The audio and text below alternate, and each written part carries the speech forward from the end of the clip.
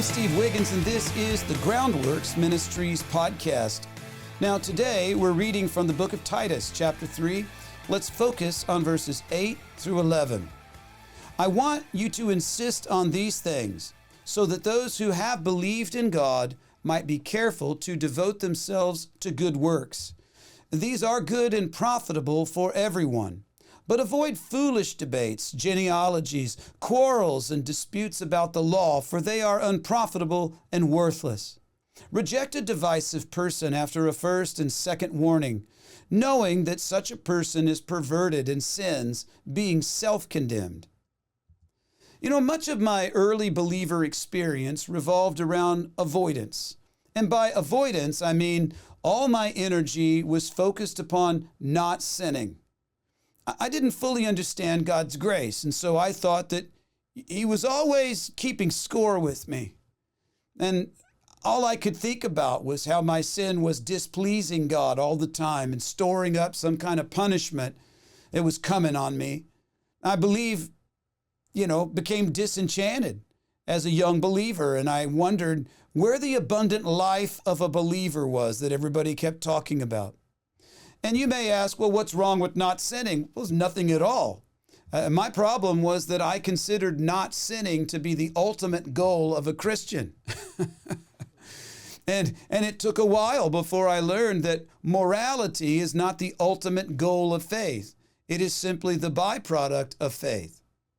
And I shouldn't have to focus the majority of my attention on always avoiding sin if Jesus has truly given me the power to live abundantly. So after a Christian friend shared this idea with me, my efforts began to shift from not offending God by avoiding sin toward pleasing God just simply by doing good. And by focusing my energy on pleasing God, I worried less about offending Him. And from this vantage point, we naturally avoid sinning. Plus, we avoid the constant guilt over feeling that we're always somehow falling short and offending the Lord. Perhaps this all sounds like semantics, but these are totally different mindsets.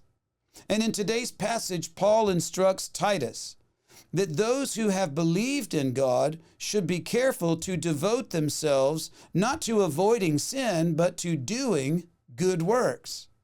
More than simply avoiding sin, we discipline ourselves, discipleship, to replace sinful thoughts and behavior with thoughts and actions that honor God, and they reflect the inner transformation which we've undergone. So our behavior is always the outworking of an inner heart condition, and it is the same with properly motivated good works. If we have been truly transformed by Jesus, then our desire to please Him should override our fear of offending Him. In sports, there's a saying, the best defense is a good offense. And people with an overriding avoidance or spiritually defensive mindset are generally legalistic and judgmental toward anyone who doesn't adhere to their form of legalism. They love to draw others into lengthy debates concerning the rules of avoidance. But Paul instructs that we should avoid such debates on avoidance. The best way to refute false religion is to know the Bible, to know the Lord personally, to live within the parameters that God has set up. And so don't add to or take away from either His requirements or the freedom which He has given you. Don't be more conservative than His Word demands or more liberal than it allows. Just seek God's Word and walk in it and live accordingly. Put simply, a God-honoring life is the best apologetic which needs no apology. I'm Steve Wiggins, and this is the Groundworks Ministries podcast. Now, Groundworks Ministries operates entirely through financial donations from faithful people just like you.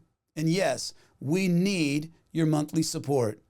Donating is secure and it's easy at our website, groundworksministries.com. Another way to help is to just tell people about us.